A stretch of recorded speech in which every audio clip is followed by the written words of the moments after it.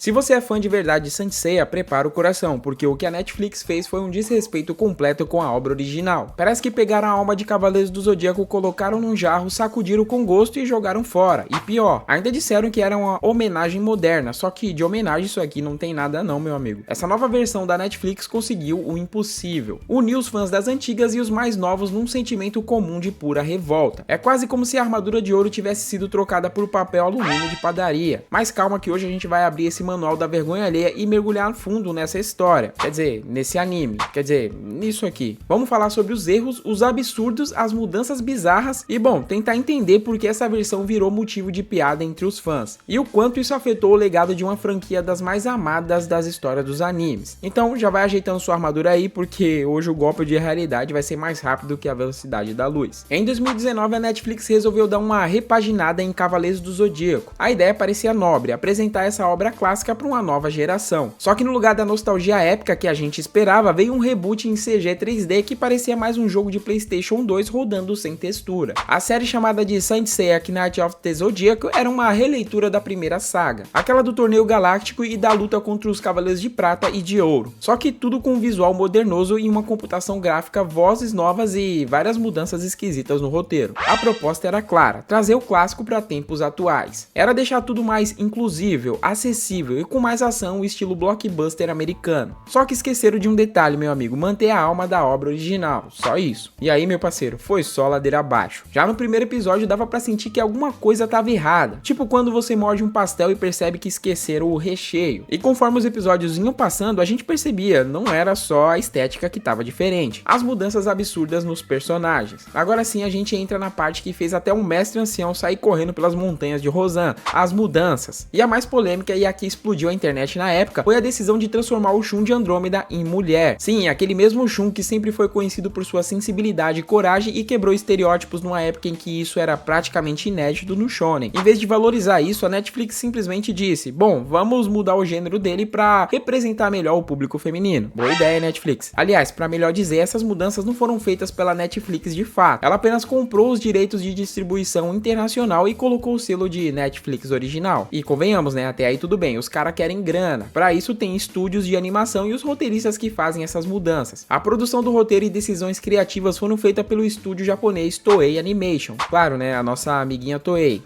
De novo. Com a direção de Yoshimaru Ashino. O Masami Kurumada, criador original da série Saint Seiya, teve seu nome envolvido como supervisor geral, mas esse tipo de supervisão costuma ser mais simbólica, entende? Na prática ele não escreveu nem dirigiu os episódios, apenas aprovou a proposta da Toei. E segundo as entrevistas da época, ele deu carta branca para mudanças desde que fosse algo para modernizar a franquia de CDZ, mas parece que não deu muito certo, né? Os outros personagens também foram descaracterizados. O Seiya, que sempre teve aquele espírito guerreiro misturado com impulsividade e carisma, virou praticamente um protagonista genérico de desenho de ação. O Yoga mal tem profundidade, o Shiryu Yuiki parece estar lá só para bater cartão, e a Saori, bom, a Saori perdeu muito da carga mística e do conflito interno que ela carregava no anime original. Além disso, sumiu o peso emocional da história também, né? Lembra daqueles diálogos profundos sobre sacrifício, honra, destino e cosmo? Aqui tudo foi substituído por piadinhas, ação rápida e um ritmo frenético que parece ser mais um trailer de filme de herói do que Saint Seiya de verdade. No fim das contas, ficou a sensação de que tentaram transformar a CDZ num produto genérico de streaming, esquecendo completamente o que fez a obra ser tão única, filosófica e emocionante. Mas se o visual 3D já dividiu opiniões, o roteiro foi o golpe final que derrubou de vez a confiança dos fãs. Logo nos primeiros episódios fica claro que a narrativa foi simplificada até demais. A carga emocional pesada foi trocada por diálogos rasos e situações que pareciam tiradas de desenho de sábado de manhã. Buracos no enredo? Bom, a gente tem também. Personagens que mudam de ideia do nada, situações resolvidas em segundos sem explicação e até mudanças nos acontecimentos clássicos que deixaram a história sem peso nenhum. E não para por aí não, hein? As batalhas que sempre foram o coração dos Cavaleiros do Zodíaco, cheias de emoção, suor, sangue e música épica, viraram sequências rápidas e sem alma. A sensação de perigo, a tensão da luta até a última gota de cosmo sumiram completamente. A impressão que fica é que tentaram transformar uma obra cheia de profundidade em algo genérico, feito pra agradar qualquer um, e no fim não agradou ninguém. Quer dizer, a quem goste, né? Se era pra modernizar, tudo bem, mas não dá pra jogar fora o que fez o anime ser amado por gerações, né? O problema do visual e do CGI. A promessa era clara: modernizar Cavaleiros do Zodíaco com uma estética atual e estilo videogame de última geração. Mas o que entregaram parece mais um jogo de PlayStation 2 rodando no modo econômico, e a recepção foi quase unânime. O CGI é travado, sem alma e completamente sem vida. As armaduras que sempre brilharam com estilo de imponência pareciam feitas de plástico derretido, e as expressões faciais tão engessadas que dava pra confundir o Seiya com um boneco de cera. Mas o pior de tudo foi, as lutas não têm impacto. Cenas mal coreografadas, cortes estranhos e uma movimentação que parece um teste de animação inacabado. É como se as lutas estivessem ali só pra dizer que tem luta, mas sem qualquer paixão ou emoção. Resumindo, o visual 3D, ao invés de atualizar a obra, conseguiu tirar dela toda a magia que os fãs adoravam. Comparação com o anime original. Agora sim, vamos fazer aquele comparativo que machuca, mas que precisa ser feito. Quem viveu nos anos 90 sabe. Cavaleiros do Zodíaco não era só um anime de pancadaria. A cada episódio a gente sentia o peso de combates e motivações dos personagens. Os cavaleiros falavam como verdadeiros guerreiros e uma missão divina. A parada era muito louca, mano, era da hora. E mesmo com seus exageros, o anime original tinha uma aura épica que não se vê na versão da Netflix. Parece mais uma paródia sem graça, tentaram modernizar o visual, simplificar, mas claramente não deu muito certo. E se tem uma coisa que não faltou, foi fã revoltado e com toda razão, né? Assim que a série da Netflix foi lançada, o Twitter virou um campo de guerra com fãs antigos comparando cenas, criticando as mudanças absurdas e se perguntando como deixaram isso acontecer com Cavaleiros do Zodíaco. E cara, olha que bizarro, tinha gente dizendo que preferia assistir CDZ Ômega tudo de novo do zero